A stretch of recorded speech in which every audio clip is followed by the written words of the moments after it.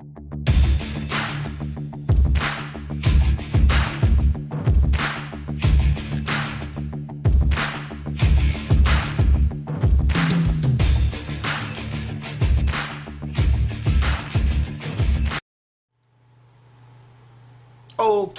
welcome to the New Age Wealth. We're gonna do a quick live stream here on Wednesday. This is take two. I had a little bit of an audio issue there before. I'm gonna watch it. It's kind of a weird setting, so we're gonna try this again. So thank you for joining me. I am Todd Gordon, co-founder of New Age Wealth. Ryan is not here tonight. We're gonna be focusing on markets and. Boy, I was going for a long time. Audio wasn't working, and I'm going to watch it. So this is going to be a little snappier here in the compared to what I just did. All right. So this is going to start. I want to address the portfolio to our investors at New Age Wealth, and the two main portfolios that we run, the equity portfolios, are each individual names. Individual stocks held in the portfolio that represent the industry and sector that plays a certain role within the portfolio and a theme that we're trying to express. And one of the main things that I want to talk to is the allocation in the New Age Alpha, which is kind of our growth portfolio. And the one thing I want to mention is energy. We are pretty significantly overweight energy, and I'm showing you this is the actual weighting right now. We're at 11.75% weighting in energy, which is almost 3x the weighting in the S&P. Energy is weighting the S&P at about 4.25. So there's some points I want to take you through here tonight to show you why I think inflation expectations are easing. I think a lot of the Fed's job is done. We're seeing some rotation here, and so it's going to lead to sort of a reduction in the holding in energy. And the other thing that I want to mention is we have a good amount of cash in this alpha strategy. Right now we're holding about 16.5% cash.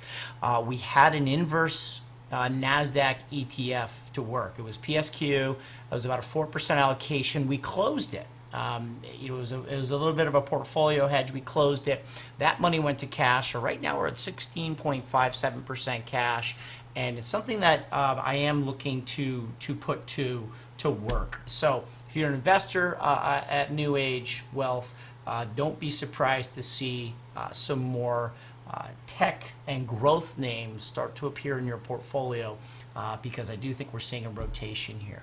So let me just check in on YouTube. Looks like we're doing, let me just drop a note to these people. Team Todd here.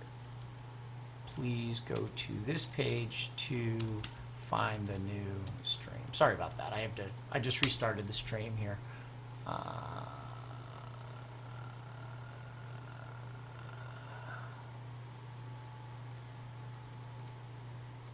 me just direct these people who were waiting for the stream to restart videos.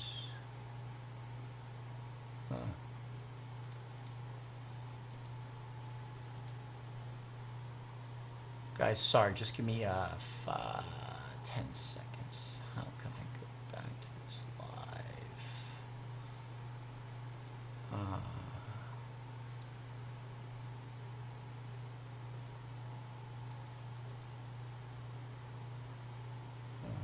Backup server, stream URL.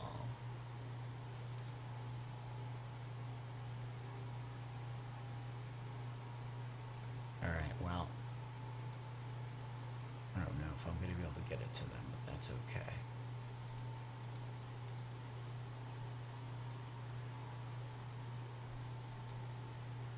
Okay. Anyway, all right. So let's go back in. I don't know how to get these people a URL. Boy, I'm having a rough night. Anyways, okay. So let's go back in.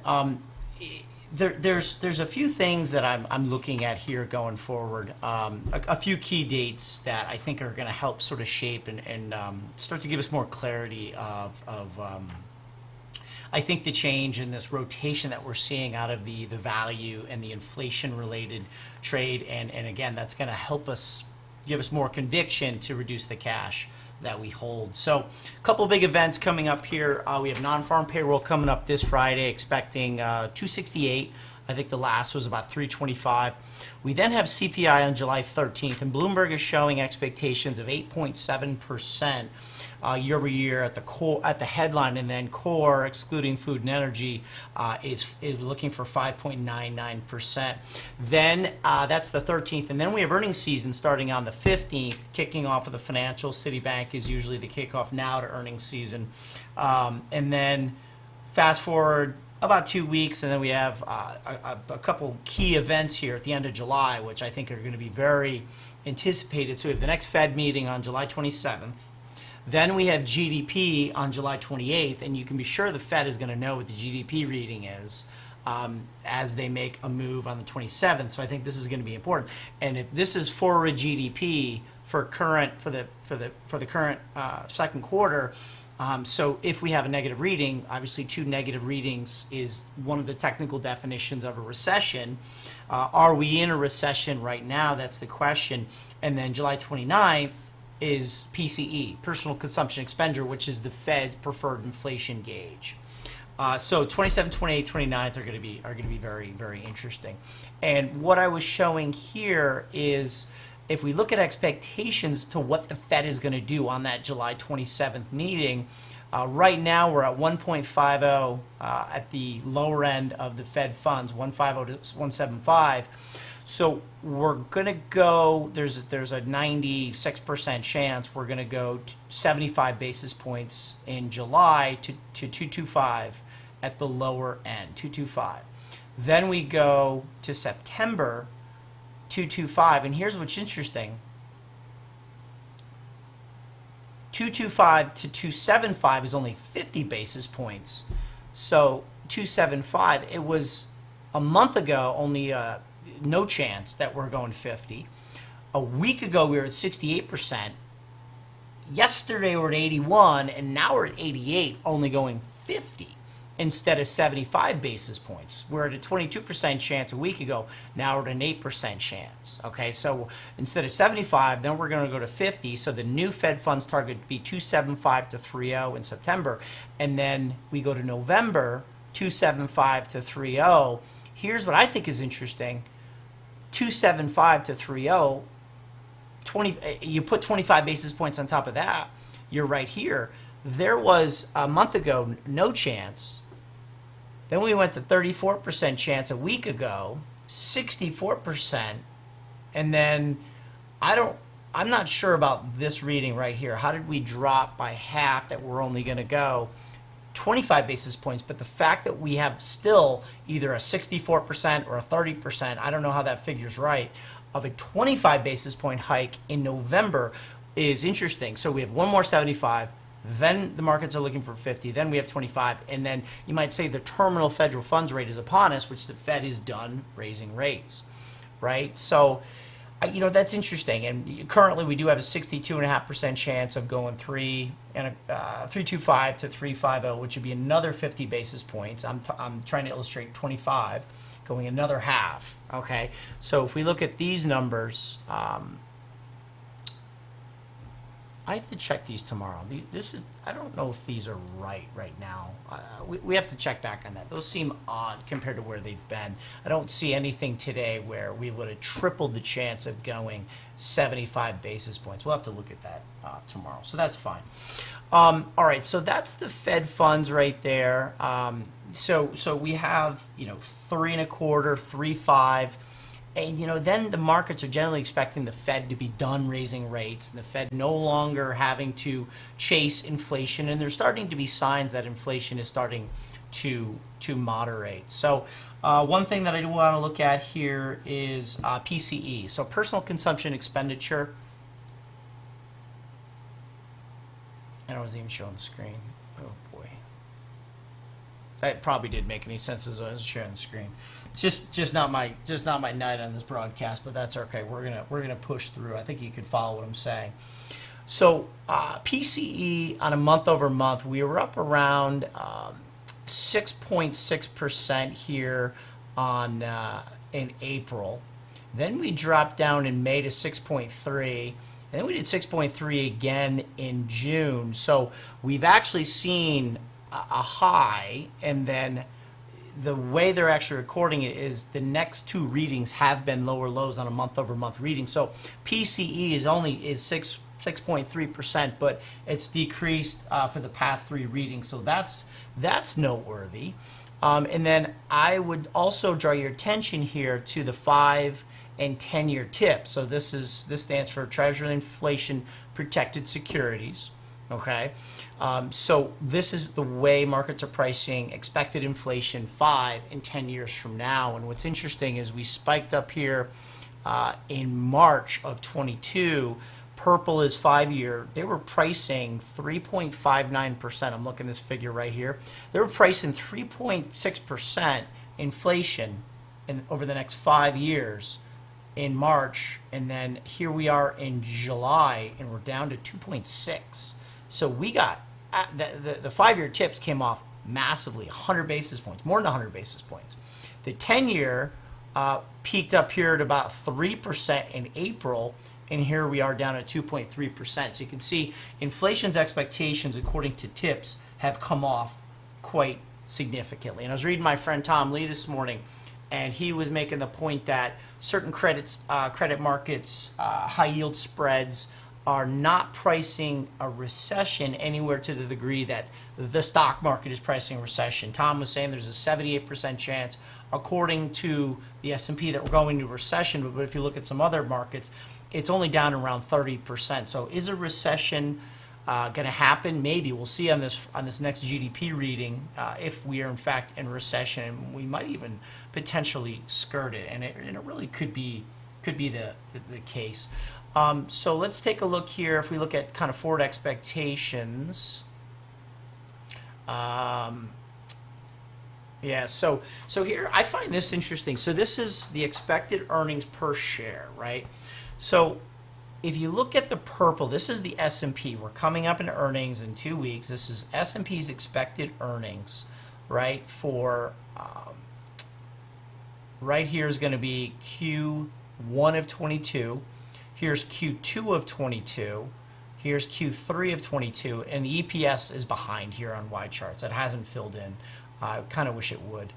But if you look at here, we're looking at Q3 of 22, which right now this is going to be Q2 of 22 earnings. They're looking for a little bit of a drop here in Q4.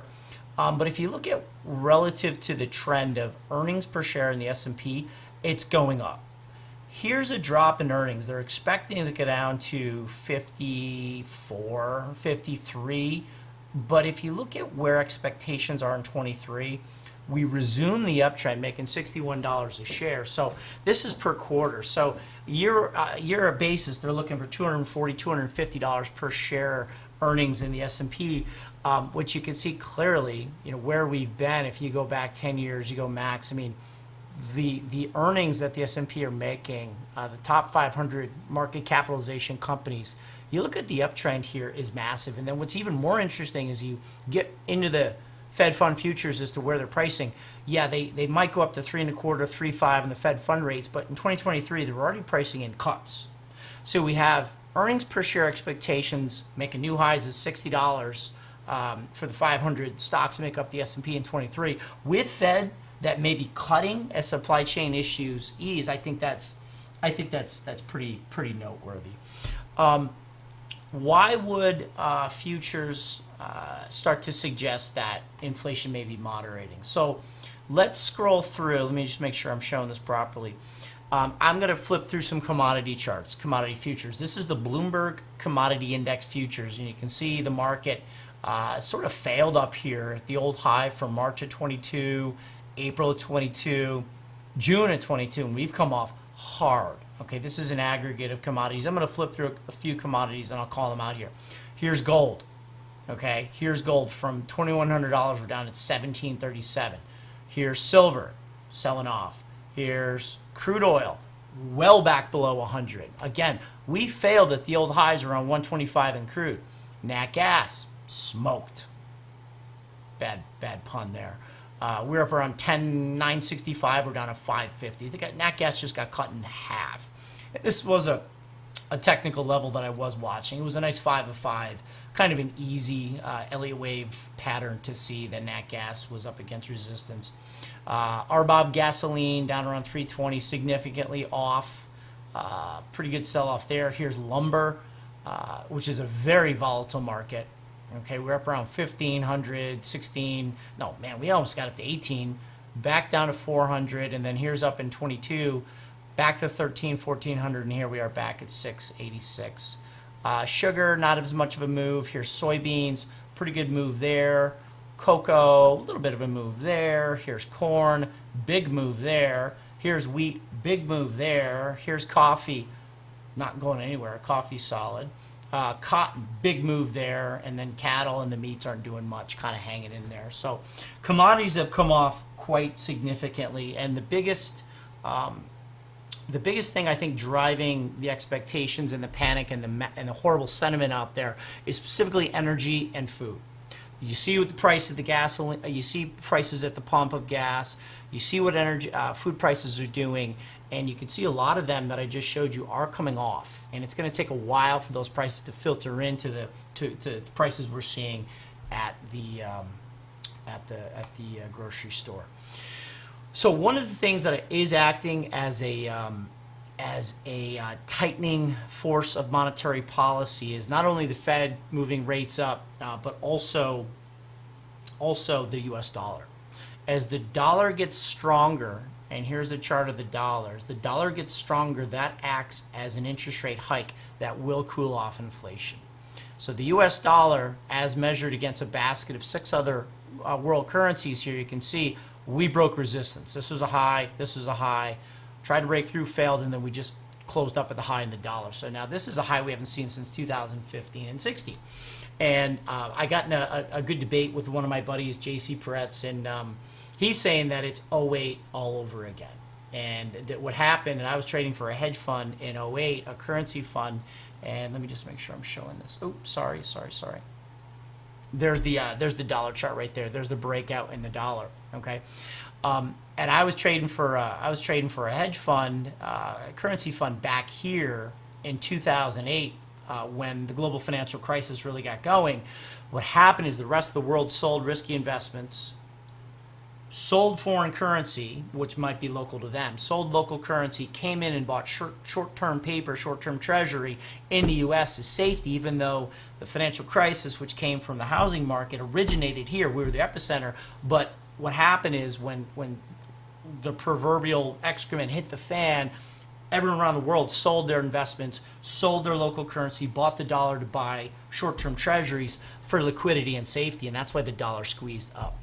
And I got in a little debate, and I threw this up there, and I said, it's not what we saw. The dollar was in a strong downtrend in 02, 3, 4, 5, and 6 as the housing market was going, and then we broke downtrend, and the market rushed into dollars as the stock market was selling off from the housing crisis, right? So it was a fight to safety.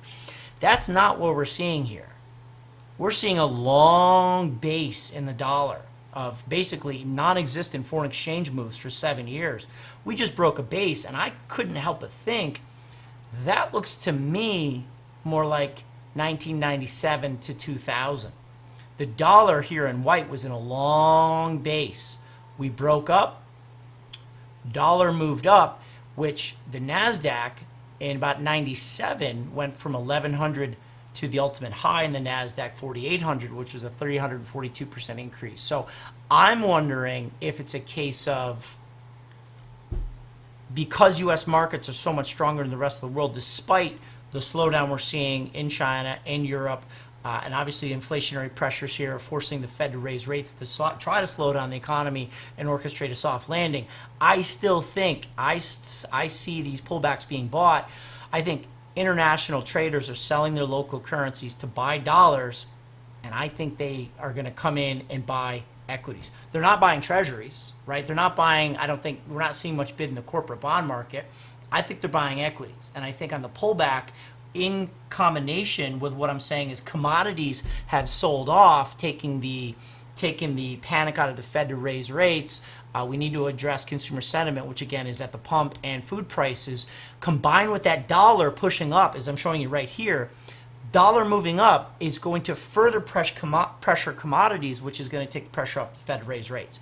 Okay, and I think that equates to the rest of the world selling their local currency, buying dollar to buy U.S. shares. And I think this is what's happening here. And here's a sort of a squeezed in look at this chart. So dollar's breaking out. The NASDAQ has pulled back, as we clearly know, but you look at the uptrend since 2012, and that's all I'm showing you in this chart. It's a pullback. And I'm wondering if the world's going to come in, sell their local currency, buy the dollar to buy U.S. stocks to take us to new highs.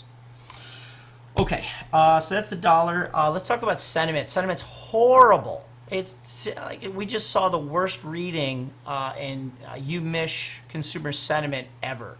It was at 50. I don't know if I have a chart there for. No, I don't. Let me see if we can do this real quick. Michigan sentiment. I can. It's going to take me forever to find it. It's fine. I can just describe to you quickly. The reading was 50. It was the lowest reading in terms of consumer sentiment that this indicator or this market statistic, which was founded in 1952, has ever seen. It was lower than COVID lows, and it was lower than the global financial crisis when we almost lost the global economy.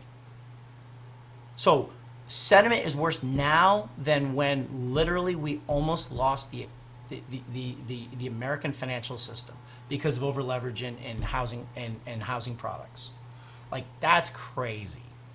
That's crazy. So let's take a look at a few more here. I have I want to show you this one over here. This is the AAII. So this is the investor sentiment bull-bear spread. This is interesting. So this is the amount of bulls versus bears. And we put in a low here in April, made a higher low as the S&P just made a lower low. So we had extremely low bullish sentiment, very high bearish sentiment back in April, but then the stock market just made a new low. Sentiment indicator didn't confirm it. So we're starting to see we had capitulation, I think, in terms of this particular study. And this is more focused on newsletter writers, analysts. I think there's money managers in here where the consumer sentiment is the retail shopper. Okay, so I think the professionals or the analysts, the newsletter writers who participate in this, I think are starting to warm up a little bit, where I think the consumer just literally capitulated. So that's interesting there. I think that's sort of a good sign. I want to talk about the put-call ratio. So this is the amount of puts being bought, which is a bearish expression. So if portfolio traders are trying to hedge by buying puts, it's going to push this indicator up.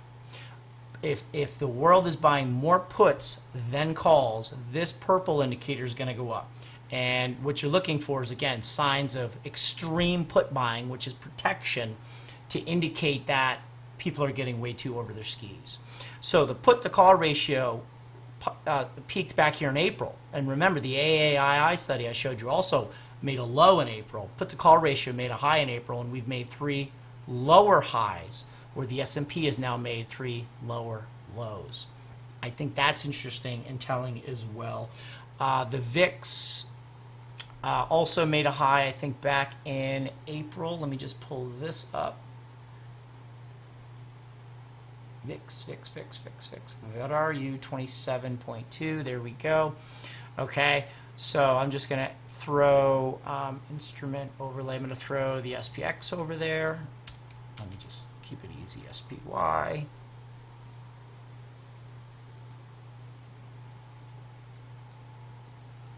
So the SPY obviously making lows.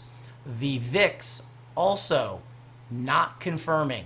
Volatility, the higher this number is, this white, the white chart here, the more fear is in the market. The more people are buying put protection against the indexes, the S&P. Volatility, which is the fear gauge for the S&P, spiked in March. We made a lower high in May. We just made another lower high in June, even though the S&P just made 3 lower lows. We just haven't seen that volatility explosion to new highs. Again, I'm taking that as a bullish indication. Taking a look at junk bond spreads. Okay, so this is the Bloomberg High Yield ETF. And what we're looking at is the yield, the relationship between high yield, which is risky, which is more speculative, compared to the U.S. 7 and 10-year Treasury, which is much more, obviously, which is a more conservative, fixed income product. And the spread between those two indicates how much fear, again, is in the system. And if we look at the spread between the two, which is down here, the higher this purple indicator, the more fear is in here because the spread is wider, okay? And the S&P, and I can take everything but the S&P off to clarify this on the chart above. Okay, so here's the S&P up here. Here's the spread, which they call credit spreads. This is the 2016, 15, 16 drop. Spreads ripped. Okay, high level there in the credit spreads. You look at COVID, massive spike up there in spreads as the stock market sold off. Look at where we are here in this current spike and the sell-off in the market. We're nowhere near what we saw over the last, call it since 2012, so 10 years. Let's see how far back we can go. It'll only go back to 09, okay, 09. You can see look at the spread there between the two back in 08, 09 credit crisis. Nowhere near to where we are now. Okay, so what are we seeing in terms of stocks? We're seeing pretty good rotation right now. So this is a weekly rotation model, and what I'm looking at is anything to do with growth. This is small cap growth, mid cap growth, the largest 500 growth stocks right here. They're all moving in a clockwise northerly direction. They're rotating in. And basically, as you rotate up and to the right, you're gaining relative strength to the benchmark, which right here is the S&P 500. So right now you're seeing 500 biggest growth stocks, you're seeing mid cap, you're seeing small cap growth rotate in right now. On the other side, you're seeing value. Russell 2000 small cap value, top 200, the top 200 largest market capitalization value, and 500 value. And here's the mid cap here. Which direction are they going? They're all going down and to the left. They're losing relative strength. They're losing momentum to that S&P 500 benchmark, which is the intersection of the XY axis. So you are seeing a rotation into growth out of value right now, which I find very, very interesting. I put a chart on Twitter this morning here that I just want to pull up here so we can find it real quick. Right here. So this is the S&P 500 iShares ETF, symbol IVW, I believe. IVW, yep. So a couple things happening here. This is the IVW S&P 500 growth ETF. So these are your growth stocks. These are your tech and consumer discretionary, some discretionary, and communications. A couple of things that are interesting. The COVID decline, 33%. We just saw 32.3%. It missed it by 1%. A lot of times these symmetrical percent declines and rallies happen more than you think. And right down here, this is the growth ETF divided into the S&P 500. So if this ratio right here is falling, and this line is falling, growth is underperforming the S&P 500 benchmark. We're just starting to turn up. We're just starting to turn up here.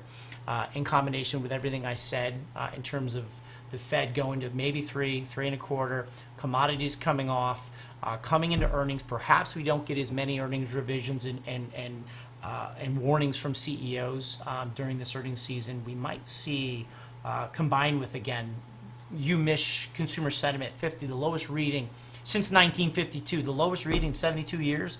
Consumers are the most afraid in 72 years in here. That just doesn't square up to me. So I'm looking to put some cash to work. Okay, that's going to be it. I hope that helps, guys. Just wanted to get that out there, and hopefully you took a thing or two away from there. I hope you guys have a great night, and we will be in touch soon. Check us out at newagewealth.com. See you guys.